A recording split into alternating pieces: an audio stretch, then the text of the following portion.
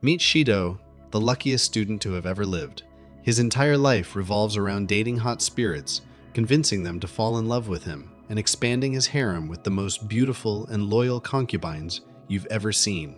Aside of being praised and showered with love, these waifus will actually die for him. Stick to the end to find out more about Shido's lustful escapades. Inside a highly classified base, government officials held a beautiful sorceress hostage. Scientists were using her as a lab rat to experiment their perverted fetishes until the base was ambushed by a horde of sexy dolls. Now that's how you start a show. Elsewhere, the MC of this fanatical harem show, Shido, was being diagnosed to check if he could still mate with the hotties. Talk about a lucky stud. And here came the horde of waifus, worried and anxious to get back on the fierce cowboy for another test run. "Oh, Shido, won't you share some of the spoils with us?" He was then told of another examination and went out to exam room 2, where he found the redhead, Kotori, getting frisky with the innocent Mikyu. Shido acted like he wasn't interested, but we all know he was about that life. As he stood there gobbling up the drama, these two gave him one heck of a show. Soon after, he went out to get some groceries and walked through the market looking for more hotties to recruit. This man's appetite knows no bounds. Upon finding his first victim knocked out, my guy didn't hesitate to grab her and take her with him. Wait a minute, isn't this kidnapping? Well, luckily, Nia played along with it and started teasing him about her wiggly peaches. However, upon entering her apartment, he noticed how she was a manga artist and instantly clocked her as the famous writer of a show he loved, Silver Bullet. She was the famous Honjo, but that was her pen name, and this threw him completely off track since he always anticipated a guy. What are you going to do now, big guy? Will you shoot your shot? Does this man even have a chance? Fortunately for him, he was a world-class chef, and Naya was as hungry as a boar. This must be fate, since he was praised and even tutored on how to sketch. Who knew these two would hit it off? Also, why is she in a maid costume? Never mind, if Shido is cool with it, so are we. At the end of the day, Nia tried seducing him using her amateur flirting skills, but our guy was too dense to understand. She even started pleading him to go on a date, and this has started to give off desperate vibes. All of a sudden, Nia underwent a remarkable transformation, something straight out of a fairy tale manual, if you ask me. Elsewhere, the president of the facility, Isaac, was fuming because Nia escaped their grasps. Meanwhile, Shido stood there paralyzed while his newly acquired concubine kept on putting a show. He asked her how she knew about him and his secret of dating spirits and making them fall in love with him. That's when she unlocked her book, Raziel, which served as a source of knowledge, since it can see everything that's happening in the world. So wait, a book named Raziel, which was an angel and contained omniscient information. This was one heck of a surprise for poor old Shido, who was only used to hitting on horny damsels. For some reason, this ticked him off, since she was completely out of his league. To make matters worse, she informed him how she was captured by Dem, the evil corporation they vowed to destroy.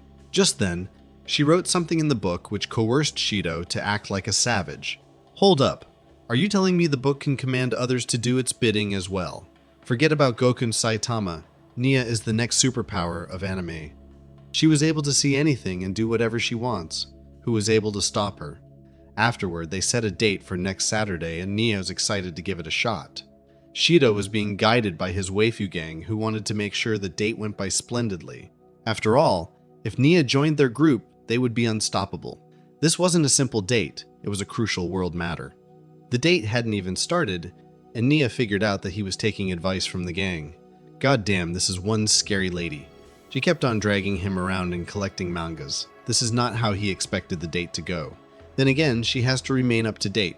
After all was said and done, they were walking on the street when he accidentally fell on her. However, the romantic mood was ruined when she confessed her love for 2D guys. After the recent development, Shido had to go to the bathroom to discuss matters with his team. They revealed how manga artists and weebs tend to prefer 2D characters they fantasize over in their heads, and this gave them an idea. Shido ended up cosplaying as one of her favorite anime characters, and to be honest, she was lost for words. His bad boy attitude arouses her interests, and he tried leaning in for a kiss when she discarded his efforts. He was doing so well until he gave in to his lust. Nia explained how the real character would never stoop so low and ended up teaching him a bitter lesson. Well, that was quite unsuccessful. However, this trial gave them another idea. While Nia was brooding in her room, contemplating what to do about her love life, she suddenly received a delivery. It was a demo of a new game, and as she started playing it, she recognized how the kid looked a lot similar to Shido. Even so, her love for games and 2D characters blinded her perspective, and she spent hours playing the game. All the while, the game was nothing but a bait orchestrated by Shido and his gang. As soon as she used Raziel, the truth ended up backfiring against them. Even so, these worthless bunch of harem beauties weren't giving up. They insisted on getting her to fall in love with him, and suggested writing a manga with Shido as the MC. Quite the ironic move, wasn't it? A story within a story. After several deliberations, they ended up agreeing on the terms and received a call from Nia, who was well aware of their plan to write a manga. Even so, she refused to read it and told them not to bother. What a scary aura this woman emanates. I certainly wouldn't want to get on her bad end. Nia continued to make things interesting by placing a wager with the redhead, Kotori, who was acting like the boss of the meeting. If their manga outsold hers at the upcoming Comic-Con, she promised to read their work. However, Nia's quiet time was interrupted by Kurumi, another angel with unearthly abilities. And hers was the ability to control time, and she was the one responsible for saving Naya from Dem. As a token of gratitude, she wanted to ask for a favor, which involved finding the spirit of origin. Elsewhere, Shido and his gang got to the office, where they planned on sketching their manga. Our boy freaked out, since this was a passion he wanted to hide from his wives. What's he so afraid of? That they'd ask him to sketch them nudes? After comparing and contrasting all their sketches, they started highlighting each other's strengths and weaknesses. The green-haired girl, Natsumi, was given the lead role of the artist, and everyone was tasked to help her complete the manga. Meanwhile, Kurumi met up with her alternative versions and revealed how the spirit of origin was undefeatable at their current level. No shit, Sherlock, I could have told you that from the get-go. The following day, everyone went to work and seemed to struggle for a while, until Shido met up with another manga artist named Takujo. She used to be Nia's former friend until they broke off, that is. They posed as her relative to glean information from her and learned how Nia was the one who ghosted Takujo once business started booming for her. Ouch, that was harsh. Fame does tend to corrupt the soul, after all. Even so, Kotori and Shido weren't willing to give up and decided to fight for Nia and protect her from her own dark side. After all, Raziel is not an easy influence on her. Later that night, the gang finalized their manga and were looking like walking zombies. Natsumi worked harder than everyone, and without realizing it, she kept on blabbering about friendship when she suddenly fell to the ground. Would you look at that? They actually did it? It was finally time for the day at this rate. Everyone wanted to know where their inspiration for the manga came from, and that's when they noticed Nia with hotcakes. Shido was starting to feel confident, and all of a sudden, Naya was confronted by her longtime friend, Takujo. Oh wow, this was super awkward. Nia was lost for words, even though Takujo's inanimate 2D characters over real-life people. Soon after, these two got into an intense argument in front of everyone, and they seemed like hopeless lovers, to be honest. I don't see a way she'd join his harem anytime soon. They were both down to their last copy, and ended up in a tie. Nia then conceded defeat and read their stupid little manga. Despite being disgusted by it and considering it amateur hour, she decided to summon Raziel and look through the things she said and give Shido another shot. They were all thrilled by this, and things took a drastic turn when black flames started engulfing Naya. After wailing in agony, she transformed into her dark form and everyone was panicking. Isaac was looking through, excited about the recent developments. It seems he orchestrated the entire charade to lower her guard and unleash her inner demons. What a cunning, gorgeous warrior. Ellen showed up to clean things up. It seems Ellen served Isaac and worked for them. She's humane. However, Shido came through with his ice powers. Oh wow, I didn't know Shido had the Ayukiji in him. But this whole talk, no jutsu, was getting quite lame. Stop talking and fight already. Fortunately, another wild card called Artemisia stepped in alongside Isaac, who is the mastermind behind this entire ambush. That's one too many characters all at once. However, the only way he was able to do so was with True Love's kiss. How poetically corny. He then took Nia up to the roof to show her the sunrise and how the dawn of a new chapter was upon them. Despite losing her powers, Nia seemed totally calm about the whole incident. What a chill and brave waifu she will turn out to become. The following day in school, Shido was caught daydreaming about his growing harem base and was looking forward to welcome Nia to his warm embrace. It seems she still had some spunk in her, and Shido was abruptly awoken by his teacher's weird remarks. She kept on blabbering about her birthday and how lonely she felt now that all her friends except Shido, who rushed to the headquarters to discuss matters with Kotori, his right-hand woman. I'm guessing she was his favorite out of all the spirits. She revealed an unknown spirit who was responsible for all of this and gave it the code name Zodiac. However, Dem beat them to the chase after Isaac used Beelzebub to gain an upper hand. Using their warships, they tried attacking her all at once. However, she possessed the angelic powers of Michael and was able to shut down the robotic cyborgs with just a touch. I'm guessing she possesses the power of negation. Not only that, but she possessed lasers capable of destroying an entire fleet. What a monstrous ability. Shido was starting to shake in his boots until Kotori revealed a 3D projection of him. How resourceful is this little runt? They planned to launch the 3D projection into space and Shido tried rizzing her up using his charms. Nevertheless, nothing he said or did worked until she finally gave up and told him her name, Hoshimiya. The gang then voted on a decision, and they decided to spice up the conversation by taking the naughty route. Shido told her she'd be craving him and everyone gasped by their interaction. Is this guy's whole job really rizzing up spirits and dating them for fun? Who knew being a player would pay the bills? What college did he go to or course did he take? 'Cause I'd like to volunteer? Hoshimiya, however, declined his proposal, and Shido proceeded to beg her to come with him. Now you're just starting to sound desperate, man. You gotta take no for an answer. After threatening the sanctity of Earth, Shido decided to give up and Kotori gave him a mouthful after he failed. And no, it wasn't French. Poor Shido, he failed to convince another beauty to join his cause. Even so, he still had more to spare, and they came in to console him and hopefully receive his praise. Unfortunately for them, Kotori didn't have time to chit-chat and prepared a spaceship to fly into deep space. Hold up, how rich are they? Not even the government possessed this level of technology. Soon after, the inbuilt AI started bossing everyone around, telling them to get strapped in and follow the rulebook to a T. This AE is sure fussy. Not long after that, a wheeled chairman by the name of Elliot rolled in and was introduced as the chairman.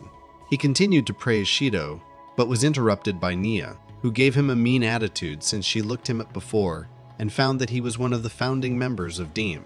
I told you her power was terrifying. Elliot explained how he was a changed man after meeting the spirit of origin and dedicated his life to protecting spirits from any harm.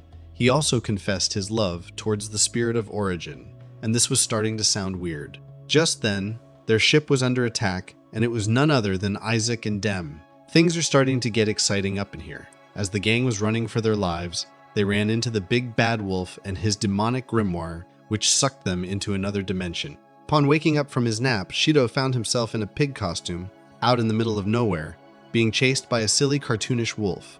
Luckily, he managed to hide inside a hut, where he found the Kyutai Yoshino wearing what looks like a Red Riding Hood outfit. She was told to deliver some groceries for Grandma, and as expected, another wolf was waiting inside until it got shot through the window. Nia and Tuka came to the rescue and used their abilities to charm the beast. Afterward, Nia explained how they were stuck inside a world created by Beelzebub, and how she was transformed into Silver Bullet, a character from her own manga. Well, that was unfair. Elsewhere, Kotori was saved by the Yamai twins, who found her lying unconscious and jump-started her heart. Afterward, she lit a fire and induced a magical vision using her innate abilities. The Yamai twins, on the other hand, were Hansel and Gretel, who filled their bellies with candy and got chased by a vile witch, seeking to gobble them up whole. What an unfortunate outcome for these poor trio. Meanwhile, the spaceship's alarm started going off, and the weirdo AI assistant started giving life advices like she was some sort of shaman or something. Left with no option, the vice commander took charge and started reinforcing the ship to defend itself from oncoming attacks. Just then, they were ambushed by Dem's soldiers who were tricked by a hologram projection of a tiger and had their asses handed to them by the crew members. Back in the story world, Shido and the rest met Kotori at the gate. where the stubborn guard refused to let them through. That's when a carriage pulled up and Natsumi revealed herself as the princess. While trying to beguile the guard, her Cinderella routine wore off and backfired. At this rate, this hopeless bunch had no option. As a result, Kotori used her fire to turn everyone into majestic royal concubines. I wonder what fictional character has this power. As they stepped into the royal ball, they were introduced to the mermaid, who was actually Mio. Her excitement was all over the place and she started showing off her little mermaid costume and vibes. Oh wow, she sure was a hottie. Just then, the emperor walked in, and the shorty was actually Origami. As everyone praised her outfit, Shido realized that she was actually naked. Not gonna lie, but she looked amazing. Her storyline was known as the Emperor's New Cloth, and the rest of the gang cheered her up as well. Not long after that, the wolf came crashing in alongside ogres and hellhounds. Well, we are about to experience a bloodbath. Shido started the fight by launching the first strike and dealt with the monsters real quick. It seems this was the Shido from their manga, and now there was two of them, who knew their little project would come to save them. The newfound Shido used his sword to cut through space and open a portal for everyone. He then gave some advices to the average version of himself and told him to save as many people as he can. Who does he think he is? Superman? Now that they were back to their former reality, the spaceship was equipped with its trusted warriors and was prepared to unleash hell upon Dem and their malevolent schemes. The wheelchaired chairman, Elliot, was on the elevator, discussing about Isaac and his plans. As they met up face to face, these two started discussing matters like old friends. That's when Isaac threatened him to join Dem, and Elliot started walking like it was a Christmas Day miracle. Meanwhile, the team were in deep space staring at the monstrous aura of Hoshimiya, who was about to destroy their masterpiece. However, Kotori used her defensive barrier and was thrilled to fight against Dem. Shido didn't let down and teleported towards the monster, who wasn't willing to negotiate and started hurling meteors at him. This was not going to be an easy fight, and he summoned his angelic abilities to match her speed and power. Meanwhile, Dem were closing in, and this upset the Waifu gang, who were aching to dive into battle. Kotori told them to give them hell, and the brutal onslaught had already began. Dem sent them a transmission, threatening them to back down before their ship gets destroyed. However, Kotori wasn't going to back down without a fight and started antagonizing the enemy. Now that's how a leader is supposed to act. She then commanded everyone to stand by until the right moment comes. What did this little devil have in store?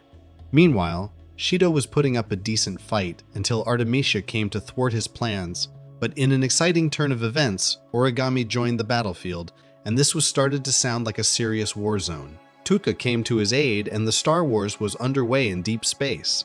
Also, how were they able to breathe? Was it because they were spirits? They didn't even have a suit on. Just then, Kotori unleashed a barrage of missiles upon Dem, unleashing a world of pain they never knew was possible. Despite her unearthly attack, Dem struck back with a trump card of their own, however. Kotori saw this coming and used the spirit powers of everyone on the ship to gain an upper hand. After siphoning their energy, Dem stood no chance against their might. Shido wasn't letting down either, and used Tuka to distract and attack Hoshimiya. Meanwhile, Artemis unleashed a surprise attack, catching Shido and his new lover off guard.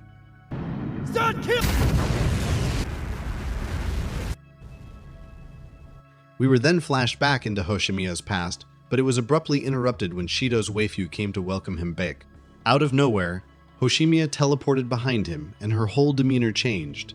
It seems the real version of herself was unlocked after Shido proved himself. Well, that's another beauty added to his harem list. Nina sounded a bit jealous, and the rest of the cuties started complimenting her.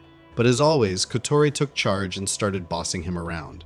She sent him to the new bathhouse where he met a horny Origami who wasn't willing to take no for answer. But guess who came rushing in? Yep, the rest of his anxious lovebirds who couldn't wait to get their hands on him. Come on now, this is one too many for one fellow man. Elsewhere, Isaac was bedridden after his battle with Elliot. Wait a minute, how powerful was that wheelchair dude? Even Ellen was surprised by this upset. But all this didn't matter since Shido was getting ready for his date and was taken away to a park to commence his romantic escapade. In another flashback, Hoshimiya was learning the names of the stars and recounted her experience to Shido, who was busy chatting with Kotori and the gang. Oh man, you're missing out big time since Hashimiya was a walking bombshell. Out of all his waifus, I'd have to say she's the prettiest. Since her hair was quite long, Shido suggested cutting it or tying it up, and everyone in HU voted for his next decision. Are they seriously turning his dating life into a game? That's when Shido asked her to come to his house and was planning on some Netflix and chill, if you know what I mean. He ended up fixing her hair and giving her some of Kotori's cloth, who was apparently his sister. That makes so much sense now. Once all was said and done, he took her to a cultural restaurant and the museum. He even bought her a fan and started rizzing her up at the park, where she confessed her love to him. Well, that quick. Unfortunately for him, she was the jealous type and insisted he ditch all his waifus. Ouch. She sure got him there. She wasn't the type to be included in a harem, I suppose.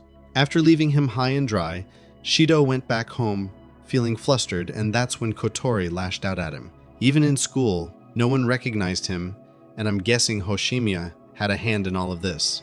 All his waifus forgot who he was and started bullying him. Even the twins disdained him, and Naya told him to buzz off. Things were not going his way, and Shido was starting to grow anxious and desperate. I wonder what magic she used to put this into effect. He then used his artifact and used it to summon Hoshimiya. She started acting all innocent and cuddly, since things were going exactly as she planned. The following day, the waifus got together at Kotori's place and started discussing the weirdo they met. They all had the same experience and started feeling weird about it. They tried racking their brains about it, but nothing came up. Luckily, Origami remembered him since she had split personalities and helped Tuka break the curse. Meanwhile, Hoshimiya had Shido all to herself, and it seems her split personality was the worst out of them all. Does every spirit have split personality? Perhaps their human self and angelic version? Out of nowhere, Origami came by to greet Shido, and that's when the evil Tuka showed up and attacked them. Wait a minute, what's going on here? It's all happening so fast. Origami felt lost and tried de-escalating the situation. Using her talk no jutsu, she managed to convince both evil Tuka and Hoshimiya. Also, what did Shido do to receive hatred from Tuka? The poor guy stood there speechless and didn't know what to do or say. Origami then suggested going on a date with Shido, and the one who stole his kiss would be declared the winner. What the hell? That was anticlimactic. This show sure has the most absurd plot twists in anime history. This went from a simple date to a competitive mating contest. Elsewhere, Kotori was in the spaceship looking for Tuka and Origami, who seemed to have gone rogue on them. The curse Hoshimiya placed on them was still in effect, since Kotori was unable to remember Shido or her past. The AI suddenly detected their spirit energy and zoomed into them, fighting amongst one another. Meanwhile, 4 of them went on top of a tower where Hoshimiya started complaining about feeling ill. That's when she started seeing flashbacks and throwing up. Shido used the opportunity to interrogate Tuka, who started explaining what inverses are. She told him that they were the original specimen designed by the Spirit of Origin and how they were dulled to become compatible with humans. Tuka sure had a temper, and this caused Hoshimiya to lash out in anger. As they continued to fight, they went all out and transformed into their true form, unleashing hell. They sure were seductive though. Kotori didn't know what to do and felt useless, while Hoshimiya and Tuka started battling like crazy fanatics. What was anyone going to do here? Shido asked Kotori to trust in him and requested assistance from Origami, who transformed into a beautiful angel. Is everyone in this show super hot? All of a sudden, Hoshimiya used her trump card and almost caught Tuka lacking. Even so, this inverse spirit was ready for the smoke and wasn't letting down that easily.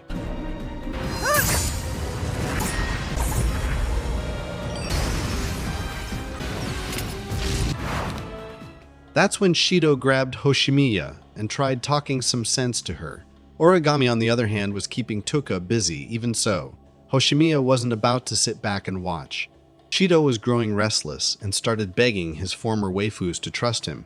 However, they had no feelings for him and started arguing with one another. Despite their reluctance, Kotori asked them to go ahead with the plan and convinced them to give Shido a shot. Meanwhile, Tuka and Origami were knee-deep in battle, giving it their all while Hoshimiya accidentally attacked Shido. She cut off his limbs and started crying for help.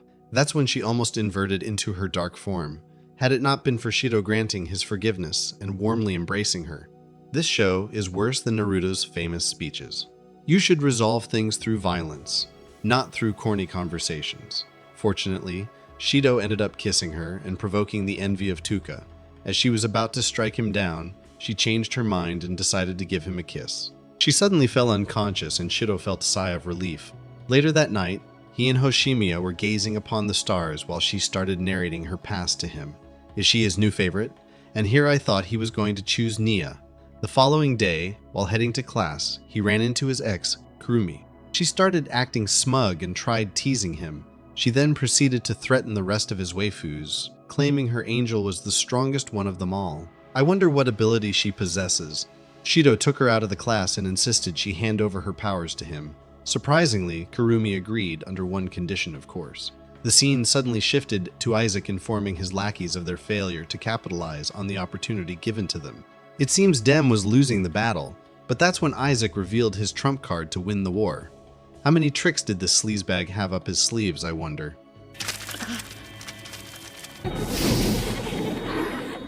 Meanwhile, Shido was being confronted by his harem not to go with Kurumi, since she might stab him in the back and do unspeakable things to him.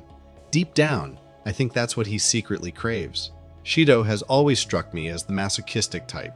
After meeting up with her on the roof, Kurumi started things off by flirting with him and complimenting his strength. However, our boy jumped straight to the point, and Dem's agent, Ellen, was stopped at her tracks after their plan was leaked. Just then, she summoned the shadow clones Isaac gave her, and that's when the Time Angel showed up to even the odds. Wait a minute, whose side are they on? Meanwhile, Shido spaced out while talking to Kurumi, who told him how she came to devour his powers. So basically, she wanted to kill him while he wanted to seal her up. What kind of relationship did these two have in the past? Sounds a bit toxic if you ask me. Kurumi then used her seductive prowess to convince our horny little chap. She continued by suggesting a spicy wager. Whomever falls in love first will submit their powers. Oh wow, what a brutal bet. Was he really about to put his life on the line for a girl? After hearing what he did, Kotori started scolding him like a little baby who stole candy from the store. Where were their parents, though? Shido fought back and started tickling her, and that's when his waifus came in and saw him abusing her. They did not take this lightly and ganged up on him, accusing him of being a pervert. Afterward, Kotori explained the situation with Kurumi and how everyone should prepare. Hoshimiya chipped in and started arguing with Nia, who knew what Kurumi was up to. Wait a minute, is the Time Angel Kurumi? Talk about a plot twist. If that's the case, that does make her angelic powers the strongest they've ever seen. Also, what was her beef with the Spirit of Origin, and why did she want to kill it? None of them seemed to understand her motive, and that's when a screen was shown of the earlier battle with Dem. It seems Kurumi was the one who leaked the information, and Kotori was super upset about the whole situation. All this is starting to get confusing, honestly. The following day, Kurumi showed up to his doorstep and decided to walk him to school. He took her to the local cats hangout and she learned firsthand how cats were awful. Elsewhere, her doppelgangers had a meeting where they discussed the details of their nefarious plan. What are these vile witches scheming this time? Back at school, Kurumi was dumbstruck by the meal Shido brought to school, and this made her feel a bit jealous, since his waifus were taking care of him real good. She sure has her work cut out for her, especially if she wants him to fall in love with her. The twins, Tuka and Origami, were watching on in excitement as their hubby was flirting with another woman. Where did he even find supportive girls like these? These two started feeding one another and looked like the perfect couple from the outside. If only they didn't have to devour or seal one another. But on a completely different topic, I still believe Hoshimiya is the prettiest one of them all, followed by Naya, then inverse Tuka. Fight me in the comments if you disagree. After they finished gobbling up their lunch, Kurumi made the first move and asked him out on a date. I'm guessing she wears the pants in this relationship. What a terrifying girl. I like her. Afterward, the waifu came to his aid, and Kotori acknowledged his efforts. She decided to arrange a meeting and discuss the upcoming date on Wednesday, which happened to be Valentine's Day. Everyone had their own opinion regarding how Shido should act on the date, and Kotori suggested giving all the chocolates to Shido so that Kurumi's gift doesn't force him to fall in love with her.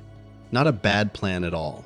Later that night, Shido was in for one rude awakening when lust slithered into his bed and started rushing all the blood to his idiotic brain. After kicking them out, he was confronted by Dem's lapdog. The shadow clones surrounded him and tried unaliving him in secret. However, his regeneration ability was a broken ability, and they gave up and left. Upon walking into the living room, he met an adult version of Kotori, and boy was she smoking hot. I mean, she is his sister and all, but this is starting to feel weird. Why are all the waifus acting strange? They tried flirting with him, and that's when he saw Nia and the others shrunken as punishment. Kotori explained how this was a training meant to sensitize his stimulus towards seduction. By constantly flashing their melons around, he'd eventually get used to them and resist Kurumi's temptation. This is definitely the type of plan Kotori would come up with.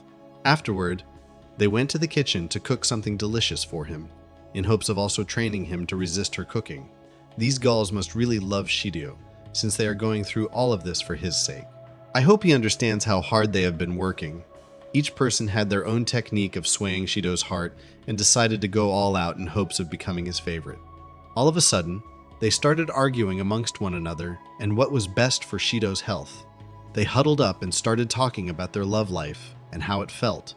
Out of nowhere, Kurumi showed up like the big bad villain she was and scared everyone to their core. After asking to join them in the cooking, Kotori and the rest agreed out of spite. At this point, it was more of a contest of skill and ego. However, things weren't going according to Kotori's plan since this was the first time she made chocolate. Afterward, they gifted all their chocolate to Shido, who should be considered the luckiest guy in the world. The following day, Shido was given more chocolates from Tuka and the twins, who started showering him with praises. That's when Origami outplayed everyone with the chocolate statue, garnering the envy of the boys in class. I told you he was the luckiest. Their envy was a curse upon him and his children, to be honest. However, they got on their knees after receiving some from the other girls. Even so, the mood was interrupted when Kurumi walked into the class with an eerie background music playing. Later that day, Shido asked her to leave, and the team started voting where they should go, but he told them not to interfere this time around. Would you look at that? The student has become the master. Kotori was proud of his progress, and Shido took our malevolent damsel to the lingerie store. Oh wait, what was this guy thinking? It's still the first date and he's already thinking about third base. Talk about a perverted mind. Kurumi was taken aback by this, but welcomed his enthusiasm. She decided to give things a chance and challenged him to make her fall in love with him. Surprisingly, the date went well, and they headed to the park where they exchanged Valentine presents. Aren't they the adorable couple? The chocolates tasted delicious, and the team were gauging her happiness level, which was rising by the minute. All of a sudden, Shido asked her why she wanted to kill the spirit of origin, and that's when she took out a gun and crushed the drones and his earpiece.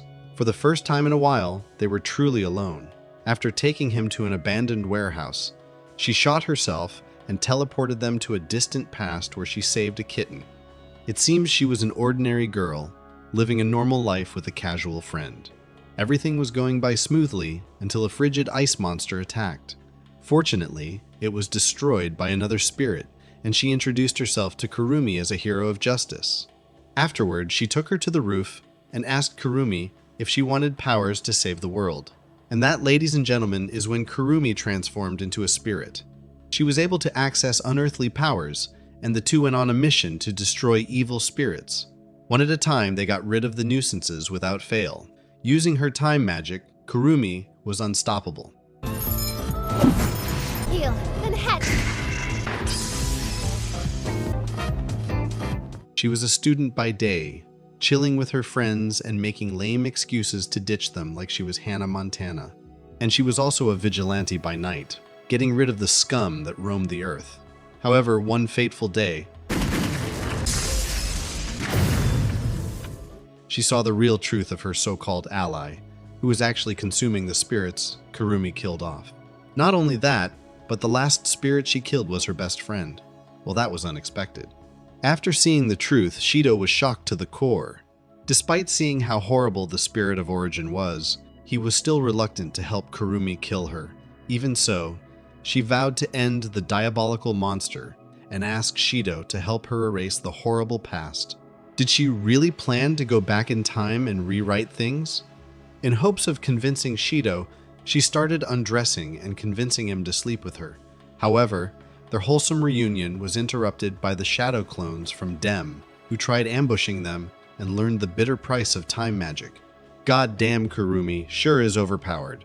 Elsewhere, Isaac was being scolded for failing once again, and his shadow clones came to his aid, trying to get rid of the girls.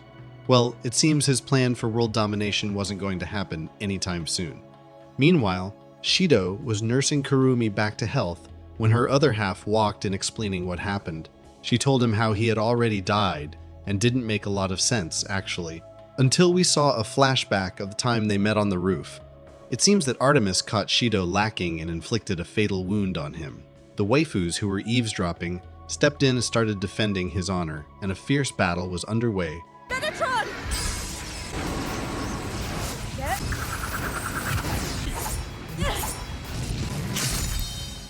Where until Artemis beheaded Shido on the spot.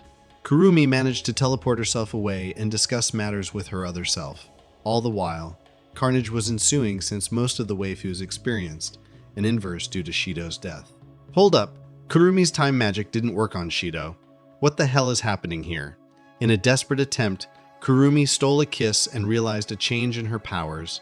The current Shido wasn't following and felt confused by all of this. She mentioned how his kiss was able to recover her sealed abilities, and after receiving the permission of her other counterparts, the main Kurumi vowed to do what is necessary. In the present, Shido was told how Dem tried attacking him countless times, and all the while, it was Kurumi who kept on protecting him and concealing his memory of the incidents. Since she kept on rewinding time again and again, her spirit powers were exhausted, and that's what caused the main body to lose consciousness. Shido's puny little brain couldn't handle all of this at once, and the main Kurumi made her grand entrance by scolding the copy and discarding everything she said. Well, at least she has a sense of pride. They vanished into thin air and the main Kurumi started confronting the snitch of what she did. However, after hearing her genuine confession, they decided to show some leniency for now. Even so, things weren't going to go by smoothly, since the Spirit of Origin showed up and made her an offer. However, Kurumi wasn't having it and started shooting like a maniac. After countless shots, she managed to hit the bullseye and uncovered the true form of the Spirit of Origin. Surprise, surprise, it was Kotori's assistant, Murasem. Oh wow, I bet no one saw this coming. Elsewhere, Shido made it back to his harem and asked them to help him save Kurumi from damnation.